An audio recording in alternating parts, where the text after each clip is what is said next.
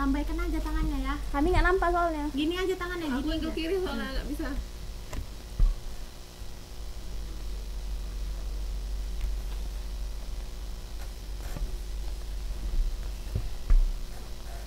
Lihatnya ke sini ya.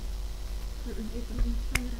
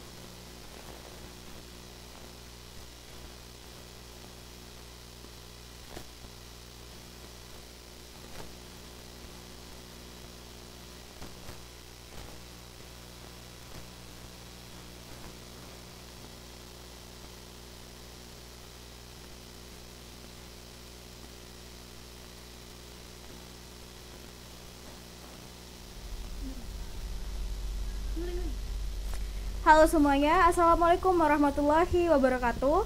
Shalom, Om Swastiastu, Namo Buddhaya, Salam Kebajikan. Selamat datang di podcast kelompok 4 dengan tema Lifestyle Anak Kuliah di Jogja. Sebelumnya, izinkan aku perkenalan diri sebagai host pada acara podcast kali ini. Perkenalkan, nama aku Miska Siti Humairah, aku dari jurusan Agribisnis Angkatan 2022 dan aku berasal dari Sumatera Utara. Nah, di sini kita ada dua narasumber yang cantik-cantik di sebelah kanan dan kiri aku. Mereka juga bakalan memperkenalkan diri mereka, dimulai dari Mbak Dea. Perkenalkan, nama aku Dea Andini. Aku dari jurusan Agribisnis Angkatan 22. Aku asalnya dari Sumatera Utara. Halo, kenalin nama aku Risa. Aku dari Agribisnis 22. Asal aku dari Riau. Oke, jadi di sini ada Mbak Dea dan juga Mbak Risa. Nah, Mbak Dea dan Mbak Risa, kalian berdua ini sekarang lagi menempuh pendidikan di Jogja kan ya? Iya, betul. Terus gimana nih pesan dan kesannya saat pertama kali sampai di Jogja? Oke, Mungkin dari Mbak Dea dulu. kalau dari pengalaman aku ya, pertama kali datang ke Jogja itu shock dengan masyarakat Jogjanya itu waktu berkendara sama sekali tidak ada yang namanya bunyi klakson. Nah, beda Damai sekali banget sama ya. Sumatera Utara kan ya. Iya. Sumatera Utara itu dimanapun mau jalanan sepi ataupun ramai selalu pasti ada bunyi klakson. Sedangkan di Jogja mau macet sekalipun bunyi klakson itu jarang terdengar. Kan itu yang bikin aku shock pertama kali datang ke Jogja. Malah kayak malu ya Mbak ya kalau kita mau nyalain klakson karena semua pada damai banget gitu kan. Kayaknya orangnya memang suka kedamaian. Oke. Kalau untuk Mbak Risa sendiri apa sih yang paling berkesan saat pertama kali Itu di tadi Jogja? termasuk salah satunya sih. Terus ada juga untuk arah ya. Nah, kalau kita kan biasanya tuh di Sumatera tuh kayak mau bilang arah itu tinggal kanan kiri depan belakang gitu kan. Nah, kalau Ya, di sini tuh benar-benar. mata Pakai mata angin, angin ya. utara, selatan, barat dan timur itu tuh ya sampai sekarang tuh aku belum bisa ngerti gitu gimana cara lihat mata anginnya tuh gimana nentuin barat, selatan dan utaranya. Itu sih yang paling culture shocknya gitu. Jangan kan Mbak Risa ya, kita juga belum paham sampai sekarang ya Mbak Dea karena asing banget di kita gitu. Nah, kalau untuk Mbak Dea dan Mbak Risa sendiri saat pertama kali sampai di Jogja itu ditemenin orang tua atau sendiri atau gimana? Boleh dong cerita pengalamannya pertama kali berangkat ke sini. Mungkin dari Mbak Risa duluan deh. Kalau aku pribadi enggak ya, itu kebetulan karena aku dari beasiswa juga ya di kampus aku tuh. Jadi kita diberangkatkan dari daerah masing-masing dan sampai di bandara YIA itu kita dijemput sama pihak kampus. Jadi sendiri dari rumah nyampe di sini tuh langsung dijemput. Jadi merasa aman aja gitu sih ya. Oh, berarti langsung disambut ya Mbak ya? Disambut sama pihak kampus yang langsung. Berarti gitu. langsung dapet dong ini feel istimewanya kota Jogja. Berasa banget gitu kan. Anak beasiswanya tuh dapet lah gitu. Keren banget beasiswanya. Kalau untuk Mbak Dea sendiri gimana? Nggak jauh beda sih sama Mbak Risa, cuman saya merasa pas waktu pertama kali mau diterbangkan ke Jogja itu kita tuh kumpul sama beberapa yang penerima beasiswa. Kemudian kami diberangkatkan secara bersamaan. Nah, di perjalanan itulah kami mulai perkenalan secara tidak langsung. nyampainya di Jogja sama dijemput juga sama pihak kampus. Jadi berasa banget kayak tamu kehormatan kali ya. Iya benar, tamu kehormatan. Spesial banget gitu ya. Berarti Mbak Risa dan juga Mbak Dea ini satu beasiswa gitu ya? Iya. Atau berbeda beasiswanya? Sama, alhamdulillah kami saat ini sama beasiswanya, angkatannya juga sama. Berarti pada saat di bandara juga jemputnya sama atau ada perbedaan jam atau gimana? Kalau misalnya untuk keberangkatannya saya dan Risa itu nggak barengan karena walaupun kami satu pulau, cuman jadwal keberangkatannya kami pisah. Gitu. Berarti per pulau ya berangkatnya gitu. Nah, berarti udah lama juga ya, hampir ada 2 tahun gak sih Iya, di sini? 2 tahun kan angkatan 22 ya, sekarang udah 2024, 2 tahun lah. Ya, 2 tahunan lah. Berarti Mbak Risa dan Mbak Dea ini ngekos ya di Jogja nih? Iya benar, ngekos. Nah, boleh dong cerita ke kita di sini ya kan, kalian semua pasti mau denger kan. Nah, gimana sih pengalamannya pada saat kalian pertama kali nih ngekos di Jogja? Mungkin dari Mbak Dea bisa diceritain apa sih yang pesan kesan, apakah sebelumnya pernah merasakan homesick atau kendala karena mungkin kan ketemu teman-teman dari beda pulau ya gitu. Kalau pengalaman saya pertama kali datang ke Jogja itu kan kami setelah disambut kami dari pihak kampus memberitahu kan di mana lokasi-lokasi kos yang akan kami tinggali, lalu kami digabungkan sama penerima beasiswa lainnya juga. Nah, jadi kemarin itu pertama kali mungkin karena dari beasiswa kami datangnya terlambat ya, jadi kamarnya itu masih satu kamar bagi 2 orang. Iya benar. Berarti Bagi kongsi 2. gitu ya. Jadi benar-benar Waduh. di situ baru kenal sama teman-teman penerima beasiswa, baru kenalan juga sama ya yang Sekamar sekamar tadi gitu ya. tadi. Jadi waktu pertama kali datang itu berusaha ya baiklah, kita kan setiap daerah kan beda-beda nih budayanya, jadi berusaha untuk memahami sesama budaya. Mungkin kalau di Berbaur lah. kalau di Medan mungkin biasa ya, biasa kasar, cuman setelah nyampe di Jogja nih kayaknya Harus lembut gitu ya. Harus banget sih, nggak boleh pakai nada tinggi ya. karena kita ngomong biasa aja, disangka mereka itu kita ngebentak loh. Iya. Padahal Oh gitu ya. sama mereka itu udah sakit hati banget, jadi berusaha untuk nada suaranya mungkin direndahkan. Nah, kalau untuk kayak homesick itu mungkin terasa di awal bulan kali ya, mungkin rata-rata Karena adaptasi ya Mbak ya.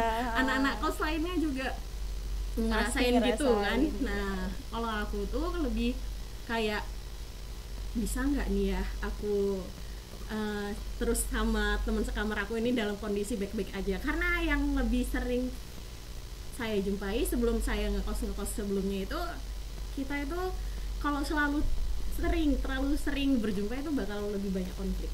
Nah, jadi kalau misalnya bagus menurut jauhan bisa dulu gitu ya Mbak. saling jaga perasaan lah, karena kan beda-beda sih setiap orang kan Iya, kebiasaannya. benar. Ya, Apalagi gitu. juga udah pada dewasa, udah pada kuliah gitu ya Mbak. Punya kesibukan masing-masing lah gitu. Ibaratnya nih kita sendiri aja nih sebagai perempuan susah ya buat ngatur diri kita, Iya. mood kita. Ini kita dibaurkan harus dengan 2 orang dua gitu kepala kan. harus jadi satu gitu Susah kan. banget. Jadi pastilah banyak konflik. Misalkan yang satu pengennya tidurnya gelap, yang satu pengennya Iya, terang itu yang gitu. paling Itu susah pasti sih. kayak aduh ribet gitu ya. Nah, kalau untuk Mbak Risa sendiri gimana nih? Nah kalau aku karena bukan pengalaman pertama lagi ya untuk ngerantau gitu, karena di SMK juga aku udah ngerantau ke Medan, dari Riau ke Medan. Nah ini kuliahnya di Jogja kurang lebih nggak terlalu banyak lah perubahannya kayak gitu. Satu kamar berdua ya udah biasa juga, dulu kontrakan bertiga gitu kan, sekarang berdua ya nggak masalah sih, cuman ya kembali lagi ke masing-masingnya gitu kan, gimana cara berbaurnya untuk bisa saling ngertiin satu sama lain kayak gitu. Gitu. Kalau untuk homesick sih pasti ada lah ya, namanya juga cewek gitu kan, Iya, kayak nggak pernah sehat gitu kan. Pasti ada aja Problematik sakitnya. sih Iya, cewek nih drama memang. banget hidupnya kayak gitu. Mungkin pada saat lagi sakit juga itu kerasa banget kalian, Iya. Mbak sekalian iya tuh. lah. Ya kan biasa. Karena jauh, biasa kan ada ibu kita yang siapin obat, siapin makan. Ini kita harus serba sendiri semuanya. Belajar mandiri lah di kota orang. Nah, kalau untuk sekarang nih kan udah ada 2 tahun nih, hampir 2 tahun. Sekarang udah aman aja atau masih kadang ngerasain homesick atau gimana nih kalau Mbak Dea?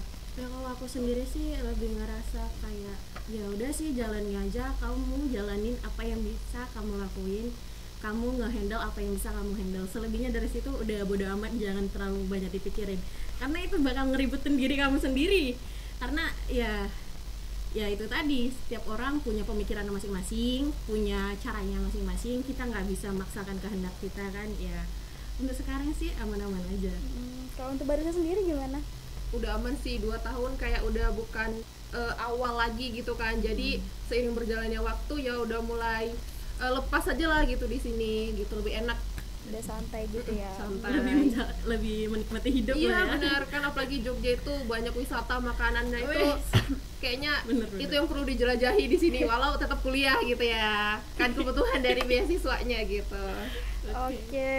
Nah, ngomong-ngomong ngekos nih, berarti Mbak Dea dan juga Mbak Risa ini kan ngelola uangnya sendiri dong ya. Iya. Nah, gimana sih cara kalian untuk ngelola uang yang diberikan orang tua, atau mungkin dari beasiswa tuh kan biasanya ada dikasih uang saku ya.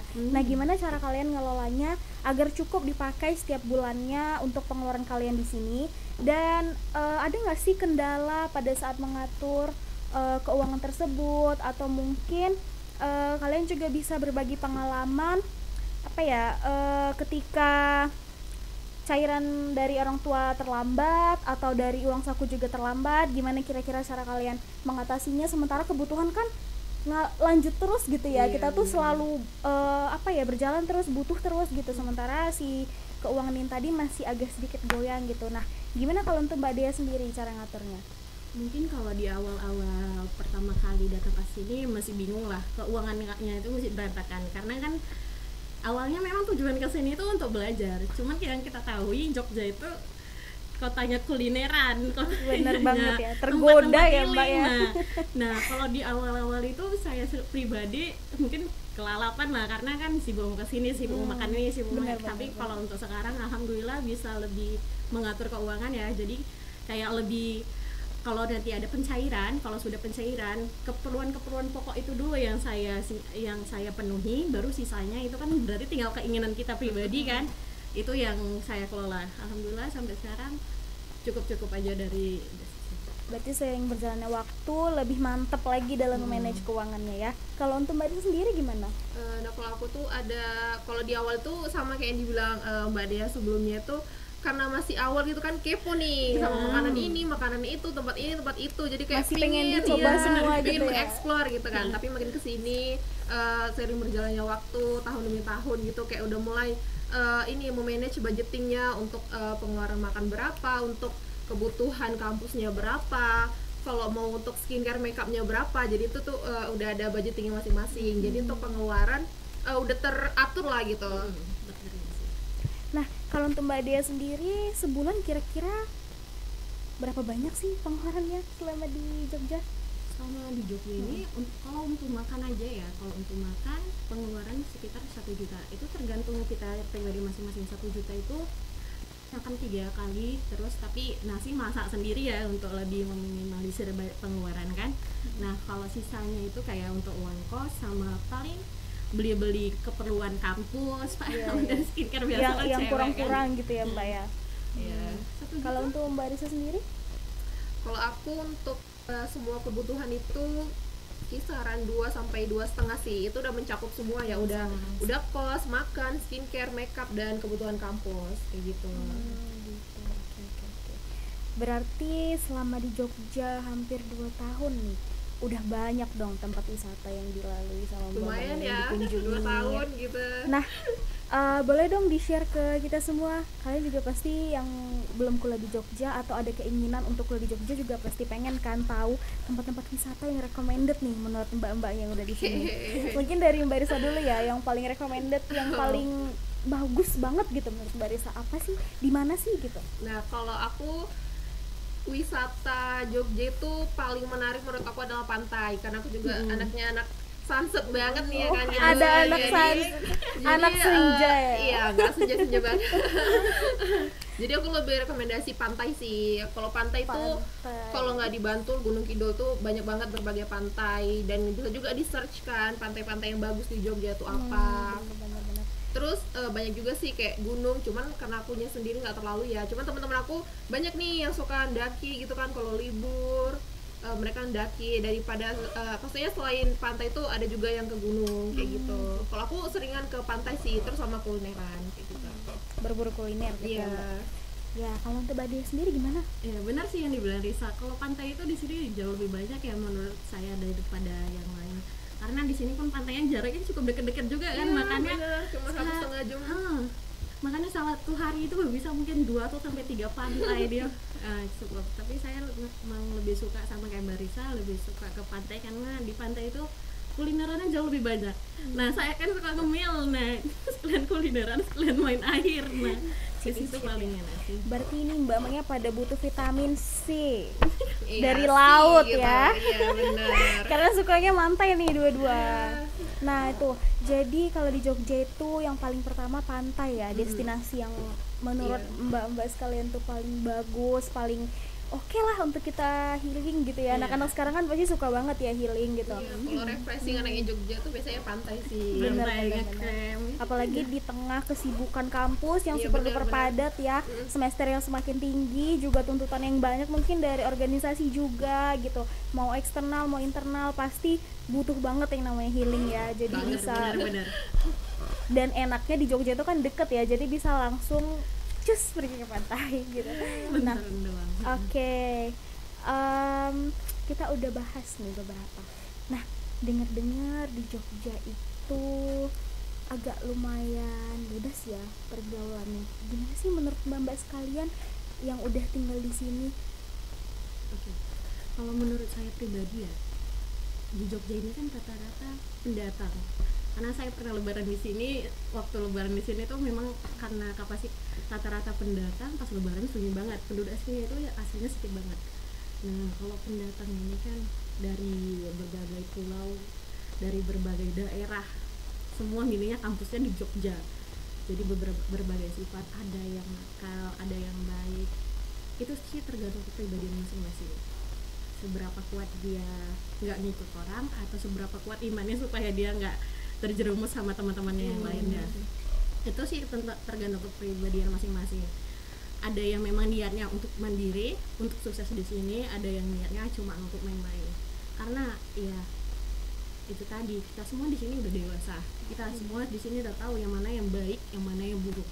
Nah, itu tinggal keputusan kita aja, mau ikut jalan yang baik atau yang buruk. Kita kan udah tahu ke depannya itu bakalan dapat apa dari keputusan kita ini kan. Jadi menurut saya kalau yang gelap-gelap negatif tentang Jogja nggak usah diambil, itu tentang kepribadian orang-orangnya. Ya balik ke diri masing-masing gitu ya kan, tergantung bebas enggaknya. Kalau menurut aku sih sama aja sih semua kota gitu kan, tergantung masyarakatnya, penduduknya sendiri mau gimana gitu. Apalagi Jogja itu dikenal dengan kota pelajar gitu kan, pelajar dari berbagai daerah sekolah di sini, kuliah di sini. Harusnya kita sebagai mahasiswa pendatang tuh ya menunjukkan etikat baik kita lah sebagai pendatang gitu kan, di tempat orang. Jadi ya berkelakuan baik, Jadi ramah bukan terhadap sama gitu. Apalagi kan Jogja ini terkenal dengan keramahannya gitu. Masyarakat sini tuh menyapa dan saling sapa kayak gitu kan. Attitude-nya juga oke iya, attitude-nya banget baik kan. banget. Bener banget. Jadi kita juga sebagai mahasiswa kan harus menunjukkan citra kita lah gitu. Masa seorang mahasiswa nggak bisa mencontohkan keramah tamahan itu gimana Iya, gitu. setuju banget. Bener. Jadi bukan kita ikut menyumbang kerusakan di Iya, sini gitu kan. Kita tuh harus apa ya? Lebih Pandai-pandai mudah. lah untuk mengontrol, ataupun kita juga benar yang dibilang sama Mbak Aris dan Mbak Dea tadi, tergantung orangnya juga. Kita juga di sini berangkat untuk kuliah, jadi yang bener-bener lah belajar, karena pasti orang tua di rumah itu nunggu anak-anaknya, nunggu kabar suksesnya kita Iya, gitu. bener. Jadi harus ya semangat lah belajarnya, kemudian juga sebisa mungkin hindari pergaulan-pergaulan seperti itu ya Mbak. Lebih bagus kalau misalkan stres kayak tadi aja healing ke pantai gitu kan. Nah lebih bagus tuh pelariannya healing ke pantai gitu. Oke.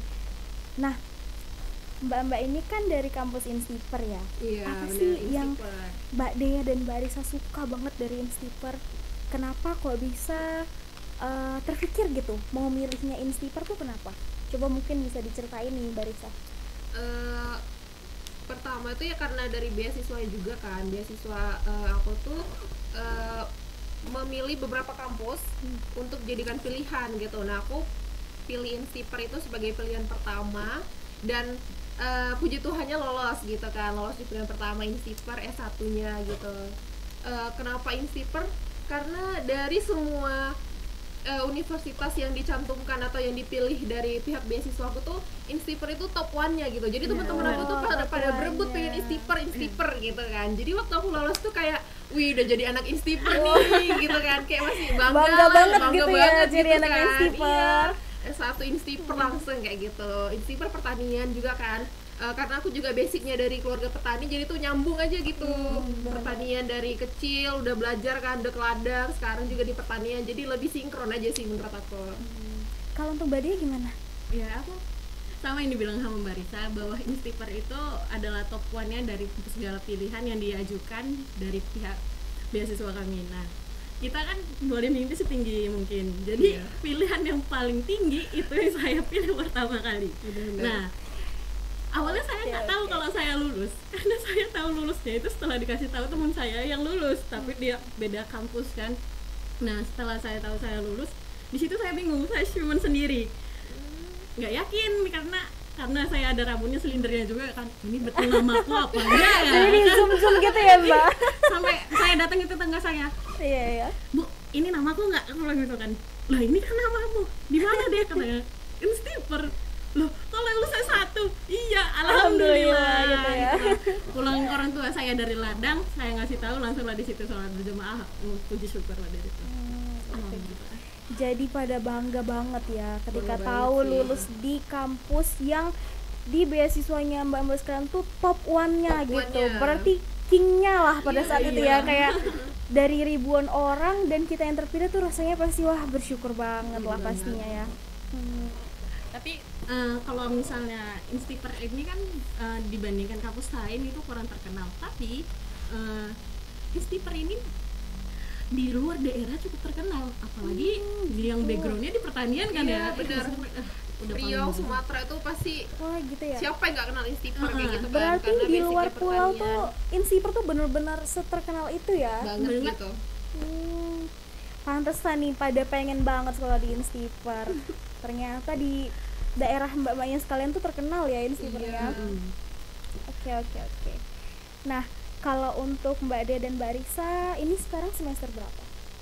Kita semester 5. Ya, Baru semester masuk 5. awal semester 5. Di Instiper tuh ada KKN gak sih Mbak? Nah, kebetulan di Instiper itu nggak ada ya KKN. Mungkin karena dari pertanian semua gitu kan. Jadi kampusnya tuh nggak ada KKN. Cuman di kurikulum kami itu mewajibkan ospek di awal tahun itu kan, di maba ospek, lalu itu ada PL praktikum lapang, dan di semester 7 nanti itu ada magang. Jadi kita nggak ada KKN tapi kita magang kayak gitu. Kita magang ke perusahaan kurang lebih minimal 3 bulan lah kayak gitu di Instiper. Tuh, berarti ini mbak-mbaknya belum pada magang ya, cuman tadi udah PL, Iya ya kan? benar, baru selesai PL. Oke. Nah, kita balik lagi nih ke topik utama. Jadi Mbak Dea pada saat akan merantau untuk jadi anak kos di Jogja ini, sulit nggak sih untuk minta izin ke orang tua? Karena kan pasti orang tua tuh kalau untuk anak cewek agak susah ya ngasih izinnya, kayak apalagi jauh ya gitu di Jogja gitu. Gimana sih? Boleh dong dibagi ke kita gitu ceritanya, gimana sih izinnya pada saat itu sampai direstuin berangkat ke sini gitu. Oke, untuk pertama kali itu kan sebelum saya mengikuti beasiswa ini harus ada persetujuan namanya dari orang tua kan. Nah, ibu saya itu sangat mendukung apapun keputusan saya, apalagi itu berdampak positif untuk saya gitu kan, karena dia berpikiran anakku punya niat baik, jadi itu dukung. Sedangkan ayah saya tidak. Ayah saya begini, kalau itu anak perempuan merantau dekat-dekat kau kasih, ini kita udah beda pulau kontrolnya agak susah gitu kan. Jadi dengan segala negosiasi yang saya buat, terakhir ya orang tua saya mengizinkannya. Jadi pas diantar ya mungkin sedih lah, karena kan kalaupun misalnya dulu jenguk cuma sebulan sekali, sekarang jenguk mungkin setahun sekali, jadi mungkin agak sedih mereka yang lepas. Oke, kalau untuk Mbak Risa sendiri gimana? Pada saat izin tuh ada kesulitan gak sih? Kalau dari aku enggak sih, karena kan kayak tadi aku bilang, aku tuh dari SMP udah merantau gitu kan. Dari Riau ke Medan tuh ya udah beda provinsi, sekarang beda pulau, jadi udah nggak terlalu dikhawatirkan lah kayak gitu. Walaupun ya aku termasuk aku kan anak pertama perempuan juga kan, pasti harusnya memang ada lah takutnya dari orang tua gitu. Cuman karena orang tua udah percaya, aku juga udah dari SMK ngerantau, jadi nggak terlalu susah untuk ini dapat izinnya gitu. Bahkan yang ngasih tahu beasiswa itu mama aku gitu kan. Jadi mama yang nyuruh buat nyoba beasiswa ini. Kan sebelumnya aku tuh gap year ya, 1 tahun aku udah kerja di Medan, terus aku balik ke Riau untuk coba beasiswa ini, dan puji Tuhannya lulus dan sekarang bisa di Stiper kayak gitu sih. Jadi dukungannya tuh penuh lah untuk aku kayak gitu. Sangat-sangat direstuin berarti ya Mbak ya. Oke, nah Mbak Dea dan Mbak Riksa ini kosnya barengan nggak? Enggak sih. Udah ya, pisah ya. Oh berarti biar masuk ke beasiswa kosnya tetap boleh pisah gitu ya Mbak? Kalau untuk beasiswa itu mengajukan kalau kan 6 bulan di awal pertama kedatangan itu diusahakan bareng agar lebih mudah mengaturnya. Nah kalau untuk beasiswa juga sebenarnya diizinkan untuk tetap bersama, tapi ya itu tergantung kesepakatan dari penerimanya juga, kira-kira dia mau bersama ya sama lebih untuk lebih mempermudah motoring. Oke. Berarti ibaratnya 6 bulan pertama untuk adaptasi biar juga nggak bingung ya, karena masih maba kan ya, belum tahu Jogja ini di mana, kayak mau perlu ini beli itu tuh belum tahu gitu, mau di mana ya gitu. Tapi makin kesininya kan kayak makin tahu kos juga kan, nggak ada ya kos yang langsung kosong semua untuk satu iya pasti besar banyak gitu kan. ya gitu. Jadi memang kelompok terbagi-bagi besar. kayak gitu. Gitu. Nah omong-omong nih tadi tentang belanja ini itu, Mbak Dia sama Mbak Risa ini kalau di kosan untuk makan itu masak sendiri atau beli atau catering atau gimana? Kalau aku lebih suka masak ya, karena memang belum terlalu terbiasa sama makanan di sini yang serba manis. Karena dulu awal datang mikirnya mau catering aja, mau beli aja, tapi setelah dicoba beberapa hari, karena kan Sumatera itu identik dengan asin dan pedas. Iya benar. Tibanya masuk di sini bukan perut saya kepedasan, tapi perut saya menolak untuk makanan seperti itu. Jadi ya sebisa mungkin saya masak supaya rasanya itu tetap sama di Sumatera. Berarti even udah mau 2 tahun pun belum cocok ya lidahnya. Belum. Lebih senang masak sendiri. Kalau untuk Mbak Risa gimana? Kalau aku catering ya, karena aku termasuk agak males ya buat masak gitu ya kan, karena kuliahnya juga padat, jadi pulang kampus tuh kayak pengen rebahan aja gitu, kayak malas buat masak, belanja ke pasar lagi gitu kan. Jadi kayak lebih milih catering, dari awal juga udah catering. Ya udah sampai sekarang dibilang terbiasa sih juga belum cocok lah di lidah, tapi ya tetap bisa Karena itu masuk yang lah ada. iya gitu. Oke. Berarti itunya kalau Mbak Risa dia mau simple aja, Iya, yang langsung udah matang tinggal makan gitu. Oke. Nah kalau untuk Mbak Dea dan Mbak Risa setiap weekend ada kegiatan apa nih kira-kira? Kan pasti Sabtu Minggu tuh udah waktunya libur, udah waktunya rest, istirahat. Nah kalau untuk Mbak Risa biasa ngapain sih pada saat weekend? Kalau weekend itu biasa dulu ada kegiatan organisasi ya, cuman karena udah selesai, udah demis, jadi udah kosong organisasi, jadi minggu paling ke gereja gitu kan. Jadi kalau Sabtu paling refreshingnya tuh ya itu tadi, kalau nggak ke pantai nge-mall sih. Pakuwon kan deket tuh, jadi kayak itulah jalan iya, cepatnya benar. untuk refreshingnya anak Dekat kos ya kayak dari gitu. situ. Iya. Kalau untuk Mbak Dea gimana? Weekendnya diisi dengan kegiatan apa? Aku sih kalau weekend sama kayak Risa dulu. Risa sama aku tuh satu organisasi, jadi kami itu udah demis untuk beberapa bulan lalu, kami udah demis. Jadi untuk sekarang di weekend ini lebih fokus ke kemaringan, soalnya ada tim saya lolos dari P2MW, jadi kami fokus lolos untuk kegiatan project. P2MW. Wah keren banget Mbak Dea, kita boleh kasih aplaus dulu dong nih buat Mbak Dea. Jadi ya untuk sekarang fokus ke produksi di P2MW nya biar lebih gampang nanti pas proses penjualan. Oh gitu, oke. Berarti weekend juga tetap lumayan produktif ya Bapak sekalian. Nah mahasiswa tuh kan yang kita tahu tuh terbagi dua nih, ada kupu-kupu, ada kura-kura. Nah kalau untuk Mbak Dea dan Mbak Risa ini yang mana satu nih? Yang kuliah rapat, ikut organisasi sampai malam, atau yang kuliah pulang? Mungkin boleh deh diceritain kalau Mbak Risa yang mana? Kalau sekarang aku juga ini ya yang lolos P2MW gitu kan. Jadi Mbak Risa juga. Oke, tadi kita udah kasih aplaus untuk Mbak Dea, nggak boleh nggak adil ya guys, kita kasih aplaus juga untuk Mbak Risa. Thank you. Oke, Mbak Risa nih, lanjut Mbak. sebelumnya kan karena aku juga tadi udah demis ya, jadi untuk rapat udah nggak ada, jadi lebih ke benar tadi yang dibilang banyak lebih ke produktif untuk P2MW nya dalam pelaksanaannya kayak gitu. Jadi kalau dibilang rapat enggak ya, jadi lebih ke produksinya kayak gitu. Apalah itu namanya untuk mahasiswa yang produktif untuk produksi P2MW itulah. Gitulah pokoknya. Berarti bukan tipe yang kuliah pulang tidur ya gitu. Enggak sih, walaupun mageran ya tapi tetap harus produktif kayak gitu. Iya, benar. Nah, bagus banget nih. Kalau untuk Mbak Dea tipenya yang kupu-kupu atau kura-kura? Di awal semester 1 sampai semester 4 mungkin itu pura-pura kuliah rapat karena di situ memang lagi jadwal padat-padatnya ya.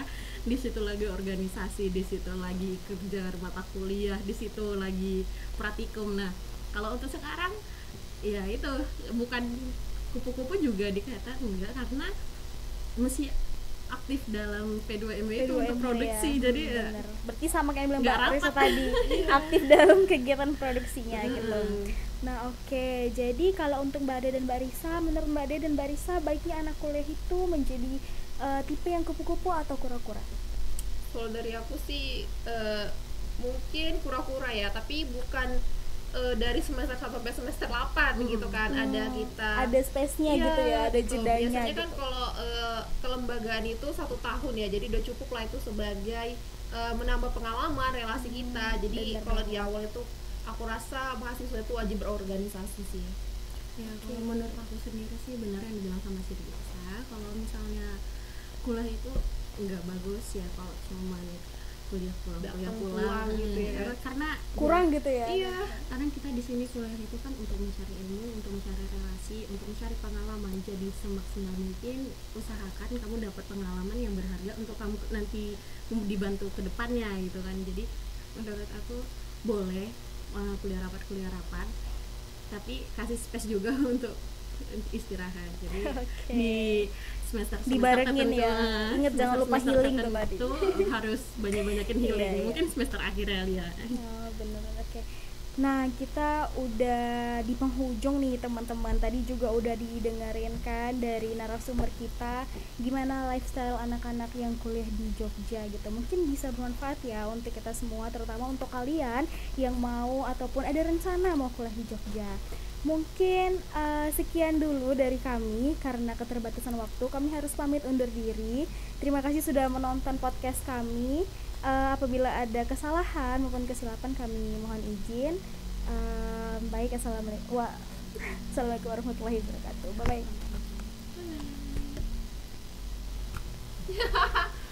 Aman? Bagus gak? Woi Dika.